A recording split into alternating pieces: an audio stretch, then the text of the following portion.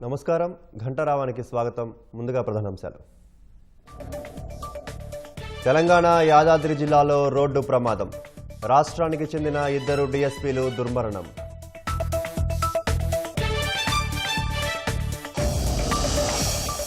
డీఎస్పీల మరణంపై CM Chandrababu సంతాపం. బాధిత కుటుంబాలకు అండగా ఉంటామని మంత్రుల భరోసా.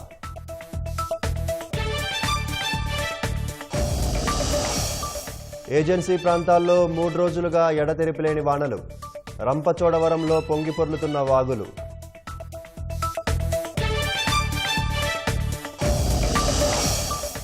అమరావతి ఆలయ భూములు అన్యాక్రాంతం. 100 కోట్ల విలువైన స్థలం పరాధీనం.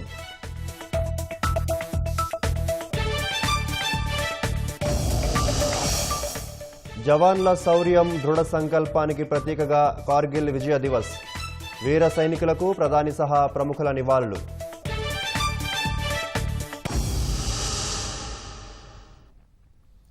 తెలంగాణలో జరిగిన రోడ్డు ప్రమాదంలో 2 ఏపీకి చెందిన డీఎస్పీలు దుర్మరణం పాలయ్యారు.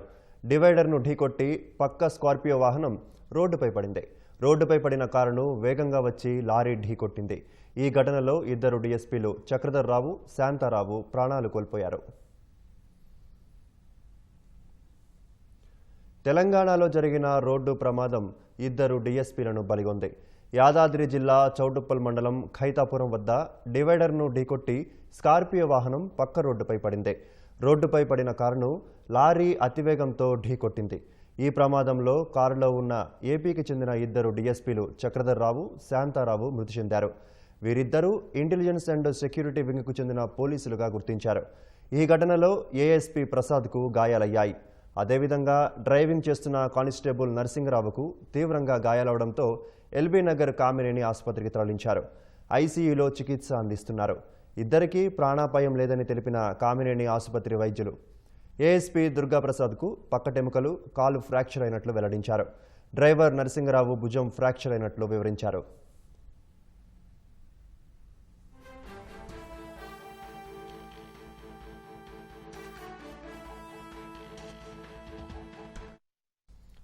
పోలీస్ అధికారులు ఖైరతాబాద్లోని ఇంటెలిజెన్స్ కార్యాలయానికి వెళ్తుండగా ప్రమాదానికి గురైనట్లు తెలుస్తోంది. తర్ఫీదులో భాగంగా తరచూ పెర్ఫార్మెన్స్ టెస్టుల్లో డీఎస్పీలు పాల్గొంటుంటారు. ఈ క్రమంలో ఇంటెలిజెన్స్ కార్యాలయంలో టెస్టుకు హాజరయ్యేందుకు వెళ్తుండగా ఘటన చోటు చేసుకుంది. విధి నిర్వహణలో భాగంగా 2 డీఎస్పీలు మృతి చెందడంతో డిపార్ట్మెంట్లో విషాద ఛాయలు అలుముకున్నాయి. రోడ్డు ప్రమాదంలో ఇంటెలిజెన్స్ అండ్ సెక్యూరిటీ వింగ్ డీఎస్పీలు చక్రధర్ రావు, శాంతారావులు మృతి చెందడం పట్ల సీఎం చంద్రబాబు విచారం వ్యక్తం చేశారు. మృతుల కుటుంబ సభ్యులకు ప్రగాఢ సానుభూతి తెలిపారు. మంత్రులు తీవ్ర దిగ్భ్రాంతి వ్యక్తం చేశారు. విధుల్లో భాగంగా విజయవాడ నుంచి హైదరాబాద్ వెళ్తుండగా ప్రమాదం చోటు చేసుకోవడం బాధాకరమని లోకేష్ అన్నారు. గాయపడిన వారు త్వరగా కోలుకోవాలని ఆకాంక్షించారు. డీఎస్పీలు చక్రధర్ రావు, శాంతారావు మృతి పట్ల హోంమంత్రి అనిత సంతాపం తెలిపారు. ప్రమాదంపై ఉన్నతాధికారుల నుంచి వివరాలను అడిగి తెలుసుకున్నారు. క్షతగాత్రులకు మెరుగైన వైద్యం అందేలా చూడాలని హోంమంత్రి అనిత ఆదేశించారు. ఇంటెలిజెన్స్ సెక్యూరిటీ విభాగాల్లో పనిచేస్తున్న అధికారుల మృతి దురదృష్టకరమని మంత్రి మండిపల్లి అన్నారు. మృతుల కుటుంబాలకు ప్రగాఢ సానుభూతి తెలిపిన మంత్రి అచ్చెన్న అనగాని బాధిత కుటుంబాలకు అండగా ఉంటామని భరోసా ఇచ్చారు. రోడ్డు ప్రమాదంలో 2 డీఎస్పీల మృతి పట్ల బీజేపీ రాష్ట్ర అధ్యక్షుడు మాధవ్ దిగ్భ్రాంతి వ్యక్తం చేశారు. గాయపడిన ప్రసాద్ త్వరగా కోలుకోవాలని ఆకాంక్షించారు.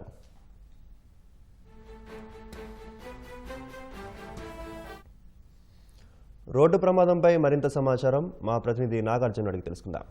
నాగార్జున, ప్రమాదంపై ఉన్నతాధికారులు ఏమంటున్నారు? ప్రస్తుతం క్షతగాత్రుల పరిస్థితి ఎలా ఉంది?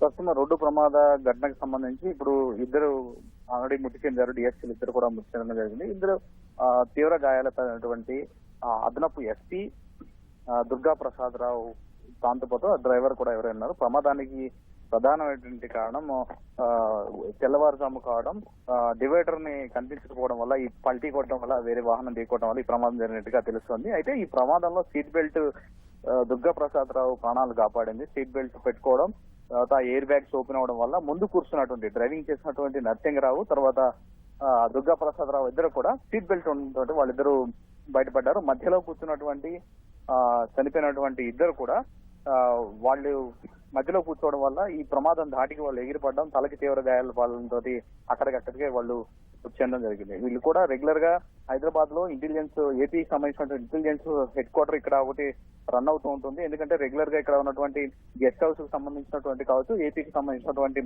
మంత్రులు కావచ్చు, ఇతరులు వచ్చినప్పుడు ఇక్కడ సెక్యూరిటీకి సంబంధించినటువంటి వ్యవహారాలు చూసుకునేందుకు రెగ్యులర్ గా వాళ్ళు డిఎస్పీలు ఇక్కడే ఉంటారు. వాళ్ళు తరచూ ఇక్కడ సంబంధించిన రిపోర్ట్స్ అన్ని కూడా ఏపీకి సబ్మిట్ చేస్తారు. ఏపీలో విజయవాడలో ఈ హెడ్ క్వార్టర్ లో సబ్మిట్ చేసి వస్తూ ఉంటారు. సో ఇందులో భాగంగానే వాళ్ళు నిన్న వాళ్ళు విజయవాడ వెళ్ళినట్టుగా తెలుస్తుంది. అక్కడి నుంచి హైదరాబాద్ కి తిరుగు ప్రయాణం అయ్యారు, తెల్లవారుజామున తిరుగు ప్రయాణం అవడం. సో ఇక్కడ ఖైరతాబాద్ లోని కార్యాలయానికి చేరుకునేటువంటి సమయంలో ఈ మధ్యలో ఈ ప్రమాదం చోటు చేసుకుంది. మరొక అర్ధ గంటలో హైదరాబాద్ కి చేరుకుంటారన్నటువంటి తరుణంలో ఈ ప్రమాదం జరగడం తీవ్రంగా కలకలం రేపుతుంది. ఇప్పటికే ఏపీ ముఖ్యమంత్రి సహా ఇతరులు కూడా మంత్రులు కూడా దీని మీద ఘటన మీద దిగ్భ్రాంతి వ్యక్తం చేశారు. ప్రమాదానికి జరిగినటువంటి కారణాలపై ప్రస్తుతం అయితే అక్కడ తోటపల్లి పోలీసులు దర్యాప్తు కొనసాగిస్తున్నారు. ఇప్పుడు గాయపడ్డ వారిలో దుర్గాప్రసాదరావు, నరసింహరావు ఎవరైతే ఉన్నారో వాళ్ళు ఇద్దరు కూడా చికిత్స అందిస్తున్నారు. వాళ్ళిద్దరు కూడా ప్రాణాలతో బయటపడ్డారు. వాళ్ళకి దుర్గాప్రసాదరావుకి అదనపు ఎస్పీ దుర్గాప్రసాదరావుకి పక్కటెముకలు విరిగాయి, పళ్ళు 2 విరిగిపోయాయి. తర్వాత ఎడమ కాలు ఫ్రాక్చర్ అయింది. తర్వాత డ్రైవింగ్ చేస్తున్నటువంటి నరసింహరావుకి భుజం ఫ్రాక్చర్ అయ్యి ప్రస్తుతం ఆయన చికిత్స పొంది ఇద్దరు కూడా ఎల్బీ నగర్ లో ఉన్నటువంటి కామినేని ఆసుపత్రి చికిత్స పొందుతున్నారు. ఇక్కడ ఉన్నటువంటి హైదరాబాద్ లో ఉన్నటువంటి ఇంటెలిజెన్స్ అధికారులు కూడా, ఏపీ సంబంధించిన ఇంటెలిజెన్స్ అధికారులు కూడా అక్కడికి వెళ్లి వాళ్ళ ఆరోగ్య పరిస్థితిపై ఆరా తీశారు. ప్రస్తుతం వాళ్ళ ప్రాణానికి ఎలాంటి ముప్పు లేదని తెలిపారు. ప్రస్తుతం అయితే వాళ్ళ 19th కేర్ యూనిట్ లోనే చికిత్స అందిస్తున్నారు. వాళ్ళ ఆరోగ్య పరిస్థితి నిలకడగా ఉందని వైద్యులు కూడా తెలపడం జరిగింది. సో ఈ ప్రమాదానికి సంబంధించినటువంటి దర్యాప్తు మరోవైపు తోటపల్లి పోలీసులు దర్యాప్తు కొనసాగిస్తున్నారు. ప్రమాదానికి గల కారణాలపై ఆరా తీస్తున్నారు. ప్రమాదం సమయంలో బండి వేగం తర్వాత ప్రమాదానికి కారణాలపై ఆరా తీస్తున్నారు. ప్రస్తుతం అయితే ఈ ఇద్దరు మృతి చెందినటువంటి ఇద్దరితో పాటుగా మిగతా ఇద్దరు కూడా, అంటే వీళ్ళందరూ కూడా హైదరాబాద్ కి సంబంధించినలోనే నివాసం వాళ్ళ సొంత నివాసాలు ఉన్నట్లుగా తెలుస్తోంది. రెగ్యులర్ గా ఇక్కడే విధులు ఉండటం, వాళ్ళందరూ ఒక నాంపల్లి, తర్వాత హయత్ నగర్, ఇతర ప్రాంతాల్లో వాళ్ళ నివాసాలు ఉన్నాయి. వీళ్ళ మృతదేహాలు కూడా వాళ్ళ హైదరాబాద్ లో నివాసానికి తరలిస్తారా లేకపోతే స్వగ్రామానికి తరలిస్తారో తెలియాల్సి ఉంది. సో దీంతో పాటు రెగ్యులర్ గా ఇక్కడ హైదరాబాద్ లో నిధులు నిర్వర్తించడం, వాళ్ళకి సంబంధించినటువంటి డాక్యుమెంట్స్ కావచ్చు, ఇతర ఇంటెలిజెన్స్ సెక్యూరిటీ వింగ్స్ సంబంధించినటువంటి రిపోర్ట్స్ సబ్మిట్ చేయడానికి రెగ్యులర్ గా హైదరాబాద్ లో ఉన్నటువంటి హెడ్ క్వార్టర్ నుంచి విజయవాడలో ఉన్నటువంటి హెడ్ క్వార్టర్ లో సబ్మిట్ చేసేందుకు తరచూ వీళ్ళు వెళ్లి వస్తూనే ఉంటారు. సో ప్రమాదవశాత్తు ఈ రోజు జరిగినటువంటి ప్రమాదం వీళ్ళ ఇద్దరు ప్రాణాలు తీసింది. మరొక ఇద్దరు తీవ్ర గాయాలపై చికిత్స తీసుకుంటున్నారు. ప్రస్తుతం వాళ్ళ ఆరోగ్య పరిస్థితి నిలకడగా ఉందని కామినేని వైద్యులు తెలిపారు. రైట్, ధన్యవాదాలు నాగార్జున.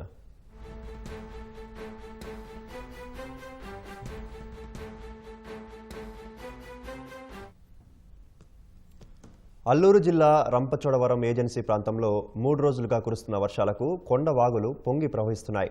రంపచోడవరం మండలం భూపతిపాలెం, ముసురుమిల్లి, గంగవరం మండలం సూరపాలెం జలాశయాలు నిండు కుండలా మారాయి.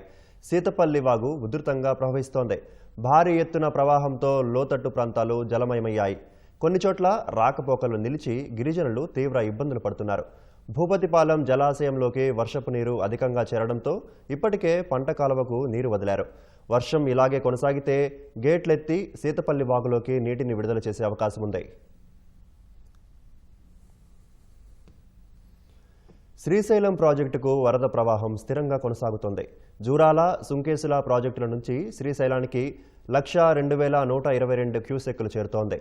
శ్రీశైలం నుంచి అవుట్ఫ్లో 1,40,222 క్యూసెక్కులుగా ఉంది. 2 గేట్లెత్తి 53,856 క్యూసెక్కులు నాగార్జున సాగర్కు విడుదల చేస్తున్నారు. పోతిరెడ్డిపాడు హెడ్ రెగ్యులేటరీ నుంచి 20,000 క్యూసెక్కులు, ఎడమగట్టు విద్యుత్ కేంద్రం నుంచి 35,315 క్యూసెక్కులు, కుడిగట్టు విద్యుత్ కేంద్రం నుంచి 31,051 క్యూసెక్కులు విడుదల చేస్తున్నారు.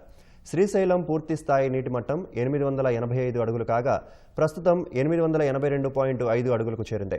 ప్రాజెక్టు పూర్తి స్థాయి నీటి నిల్వ సామర్థ్యం 215.8 టీఎంసీలు కాగా ప్రస్తుతం 202.4 టీఎంసీలుగా కొనసాగుతోంది. రాజధాని అమరావతి నిర్మాణంతో పరిసర ప్రాంత భూముల ధరలు అనూహ్యంగా పెరిగి ఎకరం ధర కోట్లు పలుకుతున్న వేళ అమరావతి ఆలయ భూములు అన్యాక్రాంతమవడం ఆందోళన కలిగిస్తోంది. రాజా వాసిరెడ్డి వెంకటాద్రి నాయుడు ఆలయ కైంకర్యాల కోసం వేసిన 100 ఎకరాల్లో కొన్ని పరాధీనమయ్యాయి. ఆలయంలో సేవలు చేసే సర్వీసుదారుల కింద 170 ఎకరాల భూమి ఉండగా అందులోనూ కొన్ని ఎకరాలు చేతులు మారినట్లు తెలుస్తోంది. దేవాదాయ శాఖ దృష్టి పెట్టకుంటే మిగిలిన భూములు పరాధీనమయ్యే ప్రమాదం ఉంది. క్షేత్రం అమరావతి అమరేశ్వరుడికి దాతలిచ్చిన భూములు అన్యాక్రాంతమవుతున్నాయి. ఆలయ కైంకర్యాల కోసం అప్పట్లో రాజా వాసిరెడ్డి వెంకటాద్రి నాయుడు అమరావతిలోనే 350 ఎకరాల భూమిని దానంగా ఇచ్చారు. వీటి ద్వారా వచ్చే ఫలసాయంతో ఆలయ నిర్వహణ చేయాలని రికార్డుల్లో నమోదు చేశారు. కాలక్రమేణా ఈ భూములు పరాధీనమవుతూ వస్తున్నాయి. వ్యవసాయ విత్తనాభివృద్ధి క్షేత్రానికి ప్రభుత్వం కొంత భూమి తీసుకోగా మరికొంత అన్యాక్రాంతమైంది. 2016 నాటికి 70 ఎకరాలు అన్యాక్రాంతమై 280 ఎకరాలు మిగిలాయి. ఇలా అన్యాక్రాంతమైన భూమి విలువ ప్రస్తుతం మార్కెట్లో 100 కోట్లకు పైగా ఉంటుంది. రాజధాని అమరావతి రాకతో ఆలయానికి మిగిలిన 280 ఎకరాల్లోని భూములు క్రమంగా అన్యాక్రాంతమవుతున్నాయి. సర్వీసుదారులకు ఇచ్చిన భూముల్ని ప్రైవేటు ఒప్పందాల ద్వారా అమ్మేసుకుంటుండటంతో కరిగిపోతున్నాయి.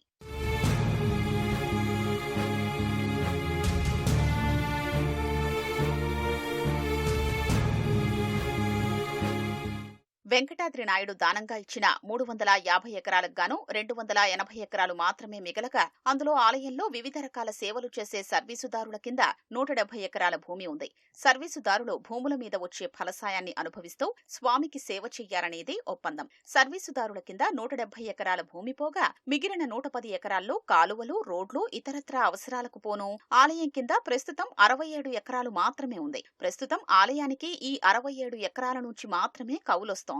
సర్వీసుదారులు భూముల ఫలసాయం తీసుకుంటున్నప్పటికీ కొందరు ఆలయ విధులకు రావటం లేదు. భూమిని మాత్రం వారి పేరుతో మార్చుకుని విక్రయాలు చేస్తున్నారు. సర్వీసుదారులు 170 ఎకరాల్లో ఇప్పటికే 90 ఎకరాల వరకు చేతులు మారినట్లు తెలుస్తోంది. 2016లో ఆలయ భూముల్ని నిషేధిత జాబితాలో ప్రభుత్వం పెట్టడంతో రిజిస్ట్రేషన్లు నిలిచిపోయాయి. అయినప్పటికీ ప్రైవేటు ఒప్పందాలు చేసుకుని కొందరు కొనుగోలు చేస్తుండటంతో సర్వీసుదారులు వారికి విక్రయించి సొమ్ము చేసుకుంటున్నట్లు సమాచారం.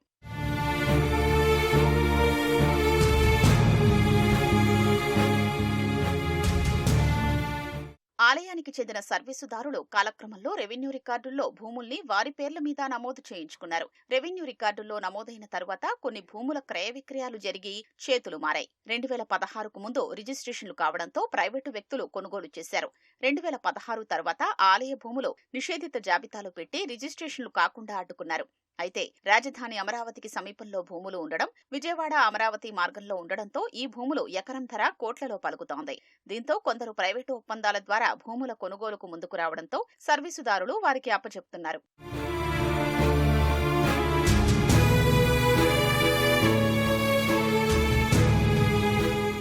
ప్రస్తుతం ఈ భూములపై నిషేధం ఉన్నప్పటికీ రాష్ట్ర ప్రభుత్వం కొన్నేళ్ల తర్వాతైనా ఆలయ భూములపై నిర్ణయం తీసుకుంటుందనే ఉద్దేశంతో విక్రయ ఒప్పందాలు జరుగుతున్నాయి. సర్వే నంబర్లు 171లో 12.40 ఎకరాలు, సర్వే నంబర్ 202లో 11.20 ఎకరాలు చేతులు మారింది. సర్వే నంబర్ 202లో సర్వే నంబర్ మార్చి రిజిస్ట్రేషన్ చేసినట్లు ఆరోపణలున్నాయి. ఇటీవల 30 ఎకరాల భూమి సర్వీసుదారుల నుంచి చేతులు మారినట్లు బహిరంగమే అయినా అధికారులు మాత్రం చర్యలు తీసుకోవడంలో విఫలమయ్యారు.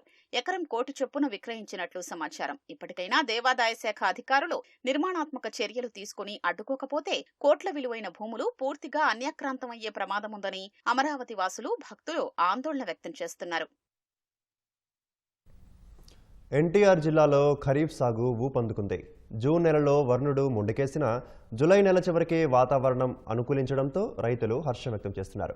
జిల్లాలోని అన్ని మండలాల్లో వరి నాట్లు జోరుగా సాగుతున్నాయి. వాతావరణం ఇదే విధంగా సహకరిస్తే ఈ ఏడాది నష్టాల నుంచి గట్టెక్కుతామని అన్నదాతలు అంటున్నారు. వరుణుడి కరుణతో రాష్ట్ర వ్యాప్తంగా విస్తారంగా వర్షాలు కురుస్తున్నాయి. ఎన్టీఆర్ జిల్లా వ్యాప్తంగానూ జోరు వర్షాలు కురుస్తున్న వేళ వరినాట్లు ఊపందుకున్నాయి. జగ్గయ్యపేట, నందిగామ, తిరువూరు నియోజకవర్గాల్లో పత్తి, మొక్కజొన్న పంటలు వేసిన రైతులు ప్రస్తుతం వరినాట్లకు సిద్ధమవుతున్నారు. ఈ నెలాఖరుకు నాట్లు పూర్తి అవ్వనున్నాయి. ఇప్పటికే 70% వరినాట్లు పూర్తి అయినట్లు వ్యవసాయ అధికారులు తెలిపారు. గతేడాదితో పోలిస్తే ఈ సంవత్సరం వారం 10 రోజులు ఆలస్యంగా నాట్లు పడుతున్నాయన్న అధికారులు రైతులకు నష్టమేమీ జరగదని చెబుతున్నారు. వర్షాల రాకపై రైతులు సంతోషం వ్యక్తం చేస్తున్నారు. సకాలంలో వర్షాలు పడబట్టి నాట్లు ముందుగానే వేస్తున్నాం. బాగానే ఉంది. కూలీలు కూడా పర్లేదండి, బాగానే వస్తారు, బాగానే చేస్తారు. ఇవన్నీ ముందు కట్ల రేట్లు బాగా పెరిగిపోయినాయండి. అవి తగ్గించాలి ముందు రైతుకి. ఈ అన్నిటికీ ఇంకా రైతుకి ఏం మిగలలేదు. కూలీ రేటు కూడా వచ్చేసి ఎకరం వచ్చేసి 4,000 పైన 4,500 5,000 చదువుతున్నారండి. మరి 5,000 అవుతుండే మరి రైతుకి ఏ విధంగా గిట్టుబాటు చెప్పండి మీరైనా. బయట వడ్డీలు తీసుకొచ్చి చేయాలంటే భార్య బిడ్డలు కూడా ఏ విధంగా చేయాలి చెప్పండి. వర్షం అన్ని మధ్య ఒక 10 రోజులు బాగా ఇబ్బంది పెట్టిందిలే, కానీ తర్వాత నుంచి ఒక 5-6 రోజులు బట్టి వర్షం బాగానే పడుతుంది. దానివల్ల మాకు ఇబ్బంది ఏమీ లేదు. కరెంటు గురించి కూడా ఇబ్బంది ఏమీ లేదు, బాగానే ఉంది. యూరియా కొరత ఏమీ లేదండి. మా చింతలపాడు సొసైటీ విషయంలో మట్టుకి అసలు యూరియా కొరత ఏమీ లేదు. జోరుగా వరినాట్లు సాగుతున్న వేళ సమృద్ధిగా పనులు లభిస్తున్నాయని కూలీలు సంతోషం వ్యక్తం చేస్తున్నారు. ఆయా నియోజకవర్గాల్లో ఉన్న కొరతతో పక్క రాష్ట్రాల నుంచి కూలీలు వస్తున్నారు. తిరువూరు, జగ్గయ్యపేట, నందిగామ ప్రాంతాల్లో ఎక్కువగా తెలంగాణ కూలీలు పనులు చేస్తున్నారు. నాట్లు మొదలు పంట చేతికొచ్చే వరకు వాతావరణం అనుకూలించాలని కోరుకుంటున్నామన్న రైతులు ఆపై గిట్టుబాటు ధర ఉండాలంటున్నారు. వర్షాలు బాగానే పడుతున్నాయండి 10 రోజులు బట్టి. నాట్లు బాగా సాగినాయి. ఇప్పుడు సాగరకాలం వస్తూనే ఉంది చెరువులోకి. ఇప్పుడు ఈ పంట అయితే పెద్ద తేడా ఉండదు. పండుతాయి. పెట్టుబడి ఎకరానికి 18,000, 20,000 పైన అవుతుంది. ఒక్కొక్క ఎకరానికి దగ్గర 27-28 వేలకు వస్తుంది ఎకరానికి. ఒక్కొక్క ఎకరానికి అవి మనకి ఎకరానికి 50 బత్తాలు పడితే వేసినోడికి ఎన్నో కానీ మిగులుతాయి. అవి 40 లోపు పడితే మిగలవు. అది కౌలు పొలం అయితే అసలే గిట్టదు. ఊడ్పులు జరుగుతూ ఉన్నాయి. వర్షాలు ఇప్పుడు బాగా స్టార్ట్ అయినాయి. ఖర్చులు బాగానే ఉన్నాయండి, పెట్టుబడులు బాగానే ఉన్నాయి. ధాన్యం అమ్మేటప్పుడు రేటు తక్కువ అమ్ముతుంది, 1,200 అమ్ముతుంది. కూలి రేట్లు పెరిగినాయి, మందు కట్టల రేట్లు పెరిగినాయి. ధాన్యానికి కూడా పెంచినట్లయితే మాకు యూరియా కొరత మధ్య కొంచెం ఉంది, కానీ ఇప్పుడు అందుబాటులోకి వచ్చింది. ఖరీఫ్లో రైతులు సాగు చేస్తున్న పంటలపై ఎన్టీఆర్ జిల్లా వ్యవసాయ శాఖ అధికారులు ముందుగానే ప్రణాళికలు సిద్ధం చేశారు. జిల్లా వ్యాప్తంగా రైతులు ఏ పంటలు ఎంత విస్తీర్ణంలో సాగు చేస్తున్నారు, అందుకు అవసరమయ్యే విత్తనాలు, ఎరువులపై గణాంకాలను తయారు చేసి ఉంచారు. ఎక్కడా కొరత లేకుండా చూస్తున్నారు. దేశ జవాన్ల అసాధారణ శౌర్యం, దృఢ సంకల్పానికి కార్గిల్ విజయ్ దివస్ ప్రతీక అని రాష్ట్రపతి ద్రౌపది ముర్ము అన్నారు.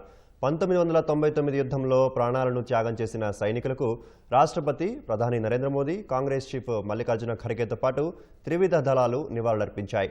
దేశం కోసం వారి అంకిత భావం, అత్యున్నత త్యాగం ఎప్పటికీ పౌరులకు స్ఫూర్తినిస్తోందని ముర్ము అన్నారు. దేశ ఆత్మగౌరవాన్ని కాపాడటానికి జీవితాలను త్యాగం చేసిన భరతమాత సుపుత్రుల అసమాన ధైర్య పరాక్రమాలను కార్గిల్ దివస్ గుర్తు చేస్తుందని మోదీ పోస్ట్ చేశారు. కార్గిల్లో మాతృభూమిని ధైర్యంగా రక్షించిన అమరవీరుల త్యాగానికి నమస్కరిస్తున్నట్లు మల్లికార్జున ఖర్గే పోస్టు చేశారు. త్రివిధ దళాలకు, కార్గిల్ అమరవీరుల కుటుంబ సభ్యులకు సిడిఎస్ జనరల్ అనిల్ చౌహాన్ కార్గిల్ దివస్ శుభాకాంక్షలు తెలిపారు. అంకిత భావం, జాతీయ గర్వంతో దేశానికి సేవ చేసి వారి అమరుల వారసత్వాన్ని కొనసాగిద్దామని పోస్టు చేశారు.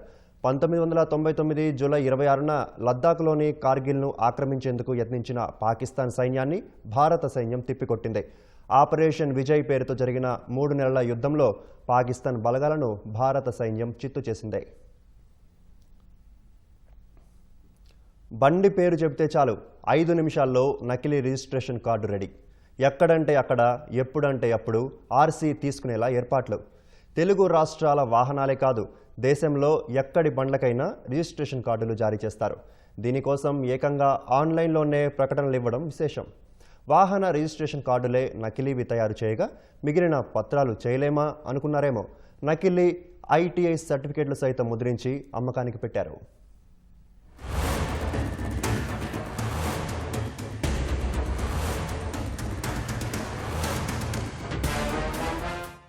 బైక్ తాళం వేయడం మర్చిపోయి 5 నిమిషాలు వెళ్ళొచ్చామా, బండిపై ఆశలు వదులుకోవాల్సిందే. ఇంటి ముందు కారు పార్క్ చేసి పడుకున్నామా, తెల్లారేసరికి ఉంటుందో లేదో కూడా తెలియదు. ఇటీవలి కాలంలో బైక్లు, కార్ల దొంగతనాలు విపరీతంగా జరుగుతున్నాయి. మరి ఇలా కొట్టేసిన బైక్లు, కార్లు అమ్మడం ఎలా? వాటికి కావాల్సిన పత్రాలు ఎలా? ఇదిగో ఇలాంటి దొంగ వాహనాలకు కావాల్సిన అన్ని దొంగ పత్రాలు సిద్ధం చేసే ముఠాలు సైతం రెడీగా ఉన్నాయి.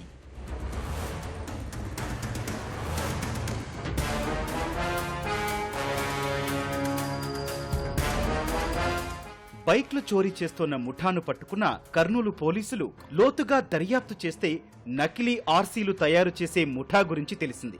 నంద్యాలకు చెందిన షేక్ షాపీర్ బాషా ప్రైవేటు కంప్యూటర్ సెంటర్ నిర్వహించేవాడు. కరోనాతో ఉపాధి కోల్పోయిన బాషా నకిలీ వాహన రిజిస్ట్రేషన్ పత్రాలు, వివిధ సర్టిఫికెట్లు తయారు చేయడం నేర్చుకున్నాడు. ఇందులో ఆదాయం బాగుండటంతో దుకాణం ఎత్తేసి ఇంటి వద్దే నకిలీ పత్రాల తయారీ మొదలుపెట్టాడు. ఒక కేసుకు సంబంధించి అసలు ఎందుకు ఈ ఆర్సీలు ఎక్కడి నుంచి వస్తున్నాయి, ఎందుకంటే దాంతో పాటు దొరికినప్పుడు మనకు ఒక ఫేక్ ఆర్సీ దొరికినట్టుగా ఐడెంటిఫై అయింది. ఈ ఫేక్ ఆర్సీలు ఎందుకో డౌట్ఫుల్ గా అనిపించి ఒరిజినల్ ఆర్సీతో టాలీ కానందు వలన ఈ ఆర్సీలు ఎక్కడివి అని అడిగితే ఈ షేక్ షాఫీర్ బాషా అనే అతని దగ్గర నుంచి తీసుకున్నట్టుగా మనకు ప్రిలిమినరీ ఇన్ఫర్మేషన్ వచ్చింది. ఫేక్ ఆర్సీలు వేరే రకరకాల డాక్యుమెంట్స్ కూడా డిస్ట్రిబ్యూట్ చేస్తున్నారు. అవన్నీ కూడా ఒరిజినల్కు డూప్లికేట్ల మాదిరి కొన్ని లేదా కొత్తగా తయారు చేసేటివి కొన్ని రిక్వైర్మెంట్ బట్టి చేస్తున్న సమాచారం మీద పూర్తి స్థాయిలో అండర్కరెక్ట్గా దర్యాప్తు చేపట్టడం జరిగింది. డ్రైవర్ షేక్ సుబాన్ నంద్యాల రవాణా కార్యాలయం వద్ద ఏజెంట్గా పనిచేసే సుధీర్ బాబుతో షాపీర్ పరిచయం పెంచుకొని వారి ద్వారా నకిలీ వాహన రిజిస్ట్రేషన్ పత్రాలు అమ్మకం మొదలుపెట్టాడు. కేవలం తెలుగు రాష్ట్రాల ఆర్సీలే కాకుండా దేశంలోని వివిధ రాష్ట్రాలకు చెందిన వాహనాలకు సైతం దొంగ పత్రాలు తయారు చేసిస్తున్నారు. ఈ క్రమంలోనే వీరికి అంతర్రాష్ట్ర దొంగలైన షేక్ బాబా ఫక్రుద్దీన్, షేక్ దాదా పీరాతో పరిచయం ఏర్పడింది. వారు దొంగతనం చేసి తీసుకొచ్చిన వాహనాలకు వీరు పత్రాలు సృష్టించివ్వడం ప్రారంభించారు. వీళ్ళు నలుగురు చాలా డాక్యుమెంట్స్, తర్వాత ఆన్లైన్లో ఒక చిన్న యాడ్ మాదిరి కూడా ఉంది. వీళ్ళు PVC cheap cards available here అనే పేరుతో యాడ్ చూసి అన్ని స్టేట్స్ నుంచి, దాదాపు సౌత్ ఇండియన్ అన్ని స్టేట్స్ నుంచి వీళ్ళని అప్రోచ్ కావడము, ఆ కార్డ్స్ మాకు డూప్లికేట్ చేయిస్తారా అంటే ఇవి చాలా చేయించినట్టుగా మనకు preliminary information. As it is card మీద మనకు ఒరిజినల్ కార్డు మాదిరే ఉన్నట్టుగానే తయారైతే, ఎందుకంటే మనం చూసినప్పుడు కూడా ఇది ఒరిజినల్ గానే మనకు అనిపించింది. రెడీగా చిప్స్ అనమాట, వాళ్ళకి ఆటోమేటిక్గా ఇన్ఫర్మేషన్ అంతా దాంట్లో ఫీడ్ అయి ఉండే రకంగా చిప్స్ కూడా రెడీ చేసి పెట్టడమే. సో వీళ్ళలో వెరిఫై చేసుకుంటా పోతే ఈ షాఫీర్ బాషా అనేవాడు మెయిన్ యాక్చువల్గా, ఎందుకంటే టెక్నికల్లీ ఈ సౌండ్ నాలెడ్జబుల్, సిస్టమ్ ఎట్లా చేయాలా, ఒరిజినల్ కాపీలన్నీ తీసుకొని మొత్తం స్టోర్ చేసుకొని పెట్టుకోవడము, డూప్లికేట్లు ఎట్లా చేయాలా, ఈ సబ్జెక్ట్ మీద పూర్తి కమాండ్ ఉంది. కేవలం వాహనాల రిజిస్ట్రేషన్ పత్రాలే కాకుండా నకిలీ ఐటీఐ ధృవీకరణ పత్రాలు కూడా తయారు చేసి విక్రయించారు. డోన్ ఐటీఐ కాలేజీలో పనిచేసే పెనుగొండ సూరప్ప పరిచయం కావడంతో అతని ద్వారా ఈ నకిలీ సర్టిఫికెట్లు అమ్మారు. అట్లాగే 18 ఫేక్ ఐటీఐ సర్టిఫికెట్లు ప్రధానంగా దీని మీద ఫర్దర్ కూడా ఫోకస్ చేయడం జరుగుతోంది. ఎందుకంటే ఈ ఐటీఐ సర్టిఫికెట్లు ఎవరికి ఇచ్చారు, వీటిని తీసుకొని వాళ్ళు ఏ విధంగా యూటిలైజ్ చేసుకున్నారు, ఎక్కడైనా బ్యాంక్ డ్యూటీలకు చేస్తున్నారా లేకపోతే ఉద్యోగాలకు పోయినారా అనేది నెక్స్ట్ ప్రాసెస్. ఇవి 18 దొరికినాయి. నకిలీ పత్రాలు, ఆర్సీల తయారీకి ఈ ముఠా పగడ్బందీ ఏర్పాట్లు చేసుకున్నారు. ల్యాప్టాప్, కంప్యూటర్, ప్రింటర్లతో పాటు ఎవరి పేరుతో కావాలంటే వారి పేరు ముద్రించిచ్చేలా ఖాళీ కార్డులు సైతం పెద్ద ఎత్తున పెట్టుకున్నారు. వీరి వ్యాపారం విస్తరణ కోసం ఏకంగా ఆన్లైన్లో ప్రకటనలు ఇవ్వడం విశేషం. మెదడు ఆరోగ్యాన్ని కాపాడుకోవడం ఎలా? దీనిపై మా ప్రతినిధి వెంకటేశ్వర ప్రసాద్ అందిస్తున్న స్పెషల్ స్టోరీ ఇప్పుడు చూద్దాం. మన శరీరంలో అతి ముఖ్యమైన భాగం మెదడు. ఆలోచనలు, భావోద్వేగాలు, జ్ఞాపకాలను విశ్లేషించేది, నిర్ణయాలు చేసేది మెదడే. అంతటి ముఖ్యమైన అవయవంపై ఒత్తిడి అధికమైంది. అది మరింత పెరిగితే అల్జీమర్స్ లాంటి తీవ్రమైన సమస్యలు వచ్చే ప్రమాదం ఉంది. అలాంటి పరిస్థితి రాకూడదంటే ఏం చేయాలి? మెదడు ఆరోగ్యానికి డాక్టర్లు చెప్పే సూచనలేంటి?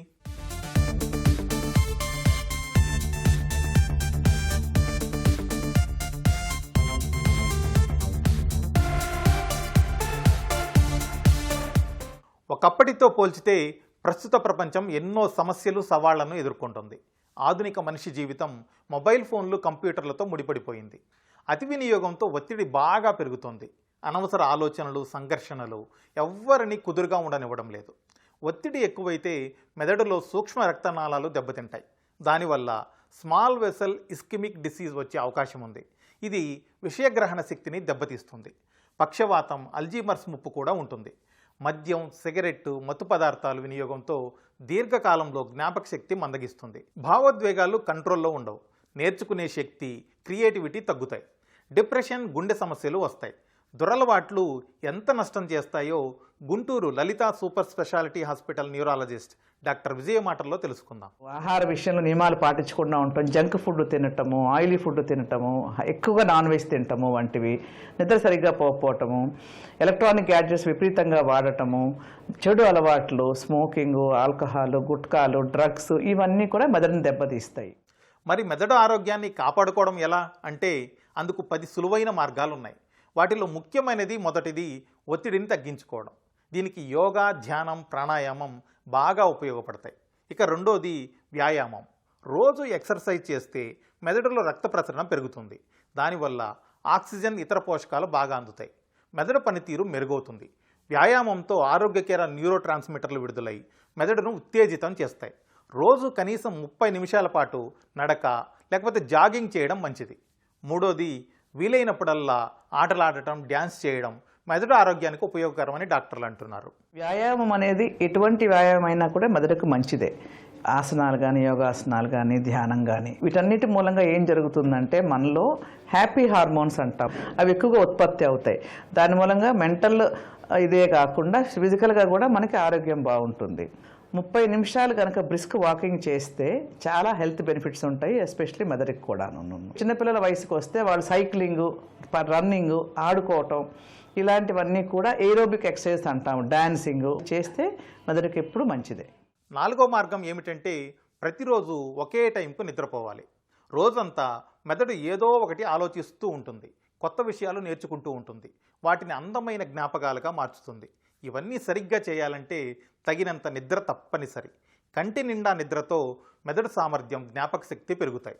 అలాగే అలసిన శరీరానికి విశ్రాంతి ఎంత అవసరమో మెదడుకు నిద్ర కూడా అంతే. ఇక 5వ పాయింట్, వీలైనన్ని ఎక్కువసార్లు డిజిటల్ బ్రేక్ తీసుకోవాలి. నిద్ర లేచినప్పటి నుంచి రాత్రి పడుకునే వరకు ఫోను, కంప్యూటర్ చుట్టూనే తిరుగుతోంది జీవితం. డిజిటల్ బ్రేక్ మెదడుకు హాయినిస్తుంది. 7-8 గంటల మనిషి నిద్రపోందే మైండ్కి ఫ్రెష్నెస్ కానీ, హెల్త్ కానీ ఉండదు. ప్రతి వాళ్ళు టైంకు తినాలి, టైంకు పడుకోవాలి, సమతుల్యమైన ఆహారం తీసుకోవాలి, డిసిప్లిన్డ్గా ఉండాలి. ఇదొకటి. ఇవన్నీ కూడా మెదడుకి సంబంధించి మంచివన్నమాట. ఇక 6వది పోషకాహారం. ఇది మైండ్ని హెల్దీగా ఉంచుతుంది. ఆకుకూరలు, పండ్లు, ఒమేగా-3 ఫ్యాటీ ఆమ్లాలు, చిరుధాన్యాలు మంచి మానసిక ఆరోగ్యానికి తోడ్పడతాయి. బ్రౌన్ రైస్, ఓట్స్, క్వినోవా లాంటి ధాన్యాలు మెదడుకు కావాల్సిన శక్తినిస్తాయి. యాంటీ ఆక్సిడెంట్లు, విటమిన్లు ఎక్కువ ఉండే యాపిల్, ద్రాక్ష, ఆలు, క్యారెట్ మెదడుకు రక్షణ కల్పిస్తాయి. 7వ అంశం ఏంటంటే పజిల్స్, సుడోకో, క్రాస్ వర్డ్స్ లాంటి గేమ్స్ మెదడు ఉత్తేజానికి ఉపయోగపడతాయి. లాజికల్ థింకింగ్, సమస్యను పరిష్కరించే శక్తిని పెంచుతాయి. తరచూ పుస్తకాలు చదవడం కూడా మంచిదే. ఊహాశక్తి పెరుగుతుంది, భావ ప్రకటన శైలి మెరుగవుతుంది. సమతుల్యమైన ఆహారం అంటే సాల్ట్, షుగరు, ఆయిల్ 3 కూడా తక్కువగా ఉండాలి. పీచు పదార్థాలు ఎక్కువగా ఉండాలి. వెజిటేబుల్స్, ఫ్రూట్స్ రోజుకి 4-5 సార్లు తినాలి ఏదో ఒక మీల్లోనూ. నట్స్ కొంచెం తక్కువ మోతాదులో తీసుకోవాలి. ఫిష్ అనేది ఫ్రెష్ ఫిష్ మంచిదే. ఇవన్నీ ఆరోగ్యకరమైన ఆహారం, అది కూడా టైంలో తినాలి. నెలల తరబడి ఒకే రకమైన పనులతో మెదడు పనితీరు నెమ్మదించే అవకాశం ఉంది. అందుకే జీవితంలో చిన్న చిన్న మార్పులు కొత్త అనుభవాలకు చోటివ్వాలి. రెగ్యులర్ పనులు చిన్నపాటి మార్పులు చేసుకోవాలి. అప్పుడప్పుడు టూర్కి వెళితే మంచి అనుభవాలు, మానసిక ఉల్లాసం మీ సొంతం అవుతాయి. ఇదే 8వ మార్గం. అలాగే కొత్త భాషలు, ఆర్టు, మ్యూజిక్ నేర్చుకుంటే మెదడులో కొత్త న్యూరాన్ కనెక్షన్లు ఏర్పడతాయి. ఇవి మెదడును యవ్వనంగా ఉంచుతాయి, క్రియేటివిటీని పెంచుతాయి. మనం అనుసరించాల్సిన 9వ మార్గం ఇదే. మెదడు యాక్టివ్గా, ఎంతూజియాస్టిక్గా ఉండాలి అంటే మనము మన ఆలోచనలని ఎప్పుడూ పాజిటివ్ యాటిట్యూడ్ పెట్టుకోవాలి. కొత్త విషయాలు నేర్చుకోవడంలో ఇంట్రెస్ట్ చూపించాలి. కొత్త లాంగ్వేజ్ నేర్చుకోవచ్చు, లేకపోతే మీకు ఇష్టమైన పాటలు నేర్చుకోవచ్చు, డ్రాయింగ్ నేర్చుకోవచ్చు, లేదా పుస్తకాలు చదవచ్చు, భజనలు చేయొచ్చు. ఎనీథింగ్ మీకు ఇంట్రెస్ట్ ఉన్నది ఎప్పుడు కూడా హాబీస్ పెంచుకోవాలి. ఇక 10వది ప్రధానమైనది సామాజిక సంబంధాలు. ఫ్రెండ్స్, కొలీగ్స్, ఇరుగు పొరుగుతో మాట్లాడడం, ఆప్యాయతలు పంచుకోవడం మెదడును ఉత్తేజంగా ఉంచుతాయి. మన అనుభవాలు ఇతరులతో పంచుకుంటే మనసు తేలిక పడుతుంది, మానసిక ప్రశాంతత లభిస్తుంది. మిత్రులతో మాట్లాడితే పాత విషయాలు గుర్తు చేసుకుంటాం, ఇది జ్ఞాపక శక్తిని పెంచుతుంది.